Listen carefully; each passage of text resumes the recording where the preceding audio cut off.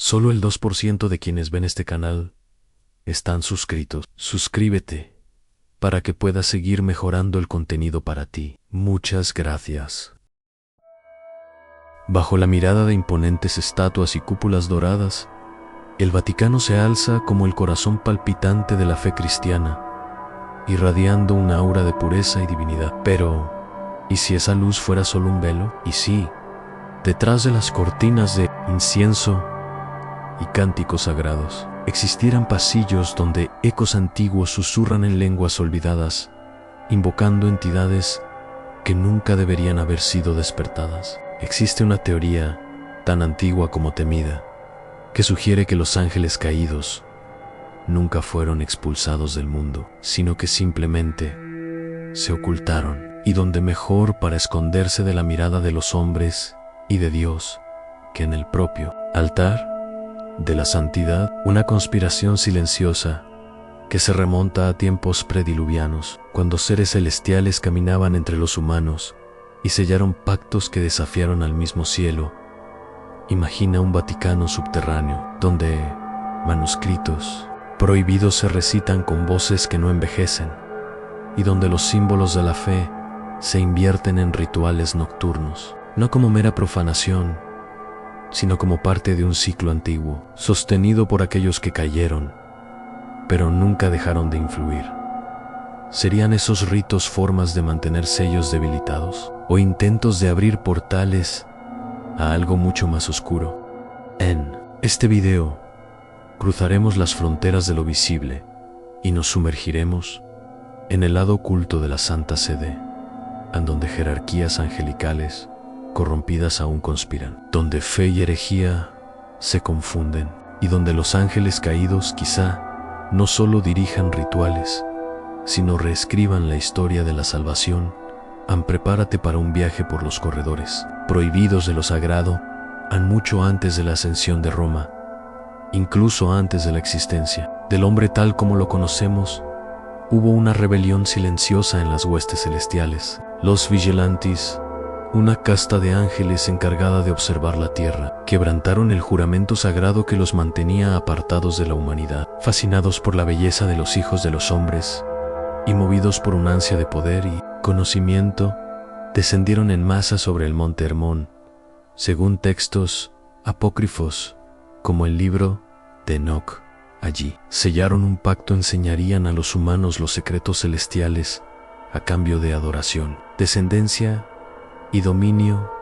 Los llamaron ángeles caídos, pero muchos se veían a sí mismos como portadores de una luz alternativa, prohibida, sí, pero liberadora. Azazel enseñó a los hombres a forjar armas. Semiasa reveló los secretos de la hechicería, los encantamientos y las estrellas. Otros transmitieron artes de seducción, curación y destrucción. Lo que para el cielo fue corrupción, para los hombres fue iluminación, pero el precio fue alto. Sus acciones corrompieron el mundo, conduciéndolo al abismo que culminaría en el diluvio. Dios los encarceló en las profundidades de la tierra, en abismos llamados Sheol, donde estarían encadenados hasta el juicio final. Pero, ¿y si no todos fueron apresados?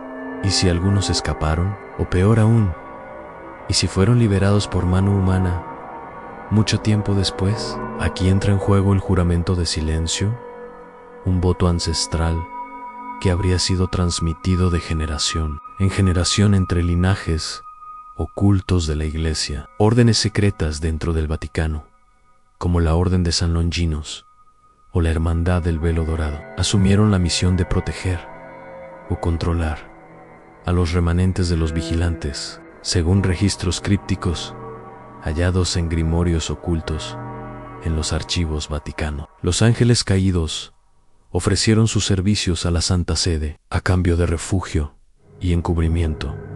Esta teoría se alimenta de antiguos testimonios de papas que tuvieron visiones de entidades aladas, con ojos como brasas y palabras en lenguas que quemaban el aire. Algunos de estos relatos fueron expurgados de los anales de la Iglesia, pero dejaron rastros en escritos de místicos, monjes herejes y sobre todo, en libros considerados apócrifos en la figura de Lucifer, por ejemplo, no aparece en muchas de estas fuentes como el demonio clásico, sino como el primero de los caídos, un maestro de la luz original, traicionado por un dios que deseaba mantener a los humanos en la ignorancia. Esta visión fascinó a ciertos círculos esotéricos dentro del clero, que reinterpretaron la caída como un acto de rebeldía liberadora. No es coincidencia que el propio nombre Lucifer signifique portador de luz, que en el paso de los siglos, los vigilantes, o lo que quedaba de ellos, habrían asumido nuevas formas. Algunos se mezclaron con el cuerpo humano, volviéndose casi indistinguibles de cardenales y altos miembros de la curia. Otros se ocultaron en artefactos sagrados, sellados en criptas, bajo 7 cerraduras, pero todos conservaron el juramento: jamás revelar su presencia al mundo, salvo en el momento preciso, y parece que ese momento se acerca en las últimas décadas. Documentos extraviados de los archivos secretos del Vaticano, como el controvertido Codex Sarafim, mencionan rituales específicos realizados en determinadas noches del año, especialmente durante eclipses o conjunciones planetarias, con el fin de reavivar el puente entre los tronos celestiales y la carne mortal. Muchos interpretan esto como intentos de restablecer la conexión directa entre el clero y los caídos. ¿Pero por qué? ¿Por qué una institución erigida en el nombre de Cristo mantendría lazos con entidades condenadas por el cielo? La raíz podría hallarse en el poder. Los ángeles caídos conocen fórmulas de control, manipulación, curación y destrucción que superan cualquier ciencia moderna. En un mundo donde la fe se desvanece y el poder espiritual cede terreno frente a la tecnología, poseer esos conocimientos podría ser clave para restaurar o dominar la fe de las masas, o tal vez, como sugieren los más audaces, el mismo Vaticano nunca fue un baluarte contra el mal, sino el receptáculo cuidadosamente construido para albergarlo con seguridad, hasta que llegara el momento de liberarlo. Ahora que hemos desvelado el origen de esta milenaria conspiración, estamos listos para descender aún más, literal y simbólicamente, bajo los mármoles del altar Mayo Ere de la Basílica de San Pedro, bajo las gigantescas columnas que sostienen el corazón del cristianismo. Existe un mundo subterráneo que pocos conocen menos y que aún menos se atreven a explorar. Se trata de un laberinto de cámaras secretas, criptas, túneles y catacumba, algunas tan antiguas como el propio Imperio Romano. Allí, donde el tiempo parece suspendido y el aire es más denso que la noche, resuenan voces que ya no pertenecen a la humanidad. Oficialmente, esas catacumbas albergan tumbas de mártires, reliquias y arte sacra de valor incalculable, pero antiguos documentos codificados por alquimistas y monjes heréticos indican que, muy por debajo de lo que el público puede ver, se celebran ritos de preservación e invocación dirigidos por una casta oculta de sacerdotes, los custodios. Talap serían los verdaderos guardianes de los ángeles caídos, sirviendo de mediadores entre el mundo de los vivos y las entidades aprisionadas en una de las cámaras más profundas, conocida por los iniciados como la cripta de Salomón. Existen testimonios de una piedra negra del tamaño de un altar, que emana calor incluso en temperaturas gélidas. Dicen que esa piedra, fragmento de una montaña celestial, cayó a la tierra en los días de la caída y alberga la conciencia antigua de uno de los vigilantes. Testimonios no oficiales describen voces que murmuraban en lenguas arcaicas, provocando convulsiones o incluso muerte súbita a quienes no estaban debidamente sellados alrededor de esa cripta. Círculos de símbolos angélicos y demoníacos estaban grabados en el suelo con oro y mercurio, formando diagramas conocidos solo por 3 miembros vivos del alto clero en cada generación. Ese conocimiento transmitido oralmente y sellado con juramentos de sangre, es tan poderoso como peligroso. La entrada a ese círculo exige no solo fe, sino renuncia a quienes penetran en él. No salen ilesos. Muchos son declarados muertos oficialmente, pero continúan sirviendo en los rituales ocultos, bajo nombres diferentes, como los inmortales. Los inmortales son una orden oculta, leyenda para algunos, realidad para otros. Se dice que son antiguos obispos, alquimistas e incluso papa que, al sellar pactos secretos con los vigilantes, conquistaron una forma de longevidad espiritual. Sus cuerpos se deterioran lentamente, pero su conciencia se mantiene viva gracias a rituales con elementos específicos, anóleo de unción negra, cenizas de huesos de santos y sangre de linajes antiguos, descendientes directos de tribus que contactaron a los ángeles en tiempos antediluvianos durante ciertas noches. Especialmente en la víspera del solsticio de verano, estas catacumbas se sellan con 7 cerraduras ritualísticas y los sonidos que emanan de sus profundidades recuerdan cánticos polifónicos, aunque nadie cante. Se dice que en esas noches la separación entre los planos se atenúa y los ángeles caídos pueden susurrar instrucciones a sus servidores. Esos susurros no son meras palabras, son revelaciones, visiones y profecías fragmentadas que reescriben dogmas y moldean decisiones de la Iglesia sin que el mundo lo advierta. En uno de los relatos más inquietantes, conservado por un exorcista anónimo y publicado a principios del siglo XX, describe una ceremonia en las catacumbas donde un texto desconocido, grabado en escamas doradas, posiblemente de origen no terrestre, fue leído por un sacerdote. Dios Negros. El texto provocó desmayo, histeria entre los presentes, seguido de un silencio absoluto, y luego una carcajada no humana, que resonó por todo el subterráneo, proveniente de todos lados y de ningún lugar. Este episodio fue más tarde relatado en los diarios no publicados de uno de los cardenales involucrados en el Segundo Concilio del Vaticano, quien mencionaba fuerzas antiguas deseando retornar y un espejo negro bajo Roma, donde las estrellas tiemblan.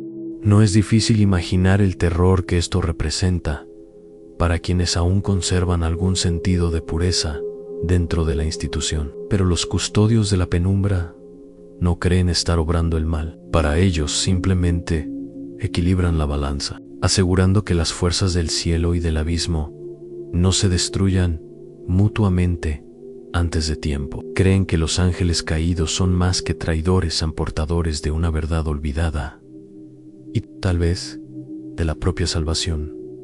Por eso el Vaticano jamás abrirá totalmente sus archivos. Por eso tantos misterios aún rodean los subterráneos de la fe, porque en las profundidades donde la luz no alcanza, lo sagrado y lo profano son solo 2 caras de la misma moneda, y quienes se atreven a escuchar los susurros de los inmortales nunca vuelven a dormir en paz.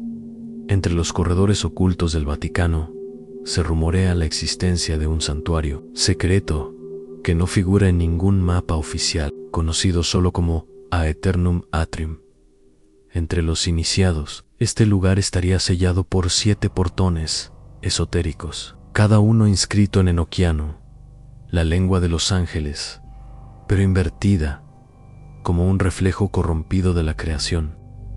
En el centro de ese santuario reposa lo que algunos llaman el Thronas Obscura, el trono de piedra negra.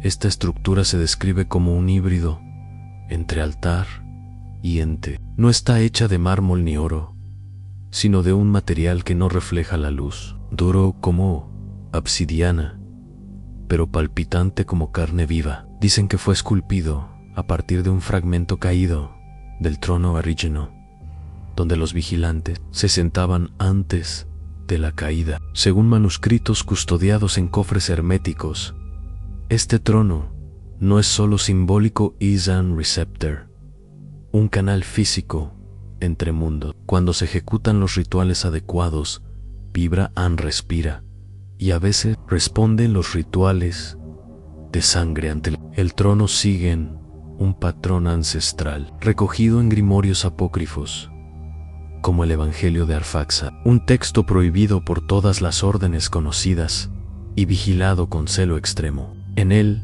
se describen ceremonias que incluyen la recolección de sangre de 3 linajes específicos: los descendientes de Noé, los portadores de la sangre Idoradau, con rastros de genética angelical, y los nullius individuos, sin bendición ni maldición, usados como catalizadores durante el ritual.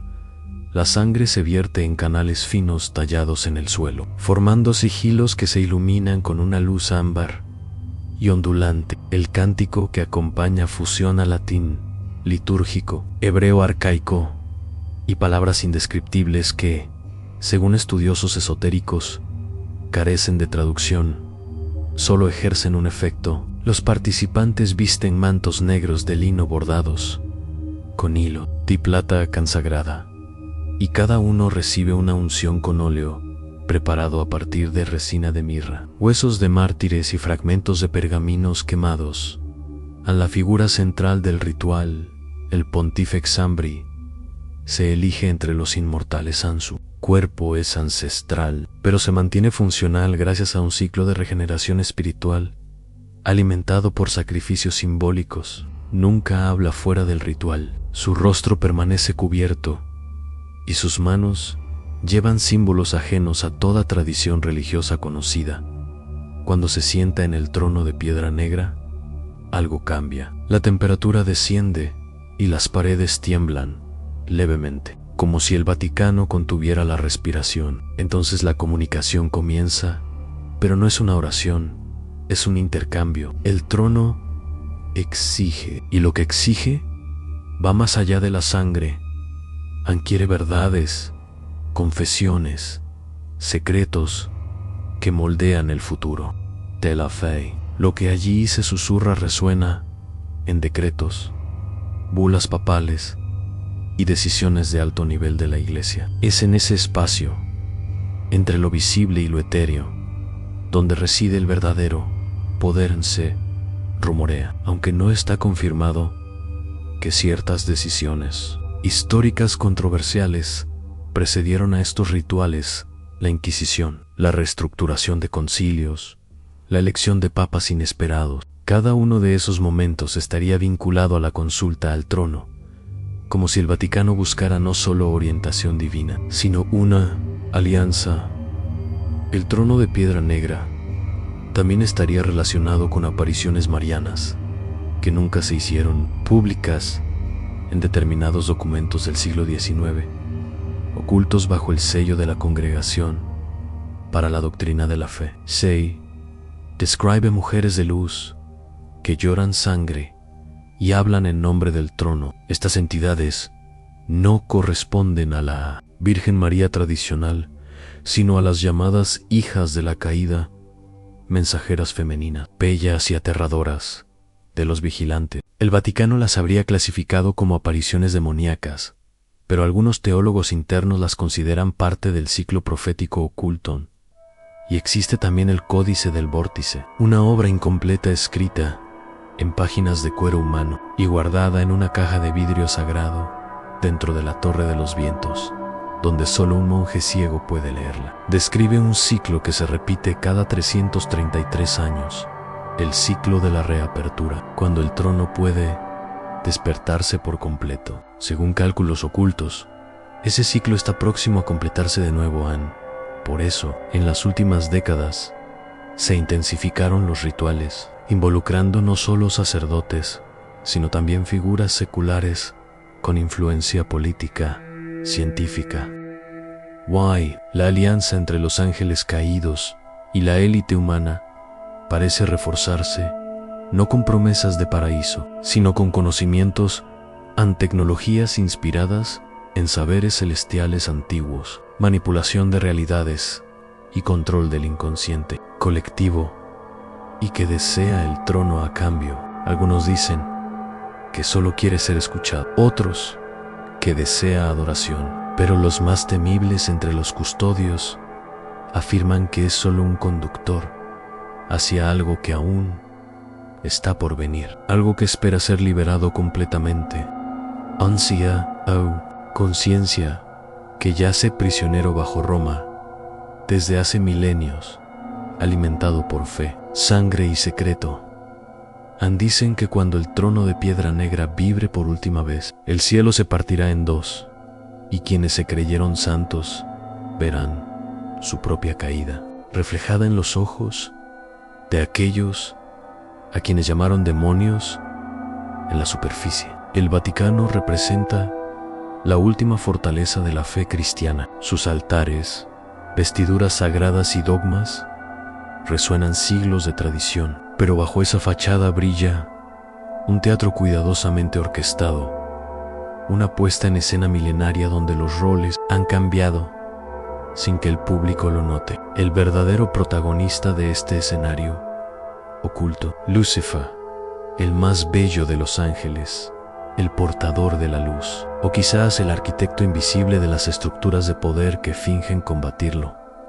No es casualidad que el nombre Lucifer aparezca en antiguos himnos cristianos y oraciones antes de ser demonizado. En su origen etimológico, Luxfer, quien trae la luz, no simbolizaba el mal, sino la sabiduría, la chispa divina. El problema surgió cuando esa luz rivalizó con el dominio del Creador. Esta disputa, según textos ocultos de los archivos secretos, no fue solo una rebelión, sino una divergencia filosófica. Lucifer otorgaba al hombre el derecho de conocer, elegir y trascender. Dios, en cambio, exigía obediencia dentro de esta visión.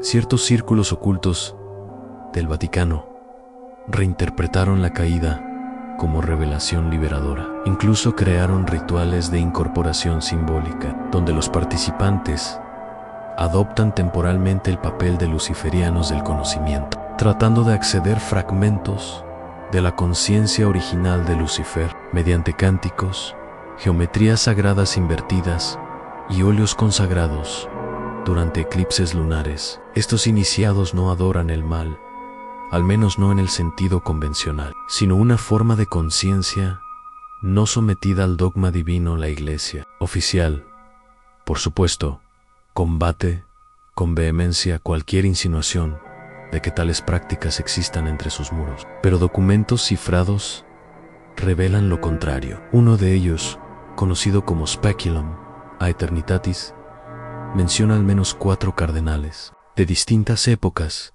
que mantuvieron correspondencia con órdenes ocultistas, directamente herederas de los enseñamientos de Lucifer. Esas cartas hablan de símbolos ocultos en tapices de sacristías, de cámaras secretas bajo la Capilla Sixtina y de encuentros nocturnos donde la cruz se gira, no para negar a Cristo, sino para invocar la realidad anterior a él. En este contexto, Lucifer no es el tentador, sino el símbolo de una verdad que la Iglesia institucional nunca se atrevería a admitir, una verdad que, de revelarse, haría derrumbar los cimientos de la teología oficial. Y eso es justamente lo que anhelan los ángeles caídos, no solo su liberación, sino la sustitución del culto tradicional por un nuevo paradigma, donde el conocimiento, el poder y el despertar espiritual estén libres de la autoridad celestial impuesta. Se afirma que muchos altos cargos clericales están ocupados por humanos marcados por Lucifer. Esa marca no se ve, sino que se siente espiritualmente una afinidad con ideas que desafían la obediencia ciega y valoran el poder interior. Es por ello que ciertos discursos papales recientes han sido analizados como heréticos por teólogos ortodoxos. Según estudiosos del oculto, es un intento sutil de preparar al rebaño para la transición, al dejar de ver a Lucifer como enemigo y aceptarlo como guía de un nuevo entendimiento espiritual. Algunos aseguran que el propio trono de San Pedro es, en realidad, un símbolo doble en a simple vista dedicado a Cristo, pero ocultamente orientado al portador de la luz original. Esto se refleja en la arquitectura, en el orden numérico de las columnas y en vitrales que, al iluminarse de un modo específico, revelan patrones geománticos asociados a órdenes esotéricas luciferianas. Esa duplicidad o disfraz de la fe no es solo simbólica, sino estratégica. La Iglesia se presenta al pueblo como institución religiosa, mientras internamente sirve de puente hacia fuerzas que trascienden cielo e infierno. Lucifer, en este escenario, es la clave de ese portal, no como entidad temible, sino como el primero en caer, que se atrevió a conocer la verdad y pagó el precio por ello. Los ecos de esa influencia aparecen en el arte, la música sacra y la iconografía. Existe una razón por la cual, en ciertas iglesias antiguas, las imágenes de santos y ángeles presentan ojos vacíos o alas rotas. Son representaciones estilizadas de los caídos, recordatorios silenciosos de que, aún prisioneros, siguen influyendo. También hay una razón por la cual el canto gregoriano invertido evoca sensaciones perturbadoras. Su construcción sigue escalas armónicas que reflejan frecuencias usadas en rituales de los vigilantes, y todo esto permanece oculto tras capas de silencio, miedo y reverencia. Pero la gran pregunta que flota sobre estos relatos es: ¿por qué? ¿Por qué permitir que tales fuerzas actúen dentro de la mayor institución cristiana del mundo? La respuesta podría estar en el equilibrio. Tal vez la Iglesia comprenda que combatir el mal absoluto sin entenderlo sería inútil. OPQ. La verdadera amenaza no radica en los ángeles caídos, sino en la negativa a aceptar que aún tienen algo que enseñar. Y así seguimos en un mundo donde los púlpitos resuenan con plegarias a Dios, mientras en los subterráneos del Vaticano se entona otra liturgia, una que clama por libertad, luz y venganza. En el silencio sepulcral de las catacumbas, entre huesos de santos y sombras impermeables a la luz, el Vaticano guarda más que reliquias, guarda pactos sellados, no con tinta o papel, sino con sangre, memoria y promesas antiguas, hechas entre mundos. La idea de que ángeles caídos, entes moldeados por una luz anterior a la creación del hombre, dirijan rituales secretos en el corazón de la fe cristiana, no es solo una provocación, es una herida abierta en el tejido de la realidad religiosa. ¿Cayeron? Sí, pero no desaparecieron, se infiltraron. Se convirtieron en parte de la estructura que juraron destruir, tal vez para reescribirla desde adentro. Su presencia en el Vaticano no representa solo corrupción o herejía, sino un recordatorio de que el poder, el verdadero poder, nunca se limita a dicotomías como bien y mal. Es algo más antiguo, más profundo, algo que respira tras las vestiduras sacerdotales, entre columnas de basílicas y en las entrelíneas de bulas papales. Al contemplar los vitrales coloridos, ¿vemos solo escenas bíblicas? ¿O hay códigos ocultos, advertencias discretas, testigos de una época en que el cielo luchaba contra sí mismo? Puedes elegir no creer.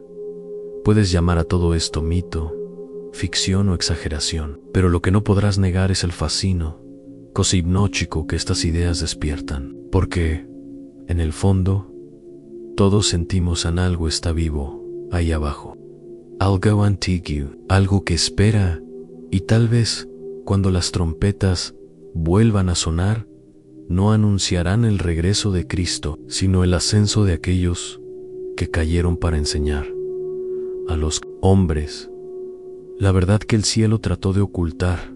A las respuestas que buscas están en las preguntas que nadie se atreve a formular. Hasta el próximo viaje a lo prohibido.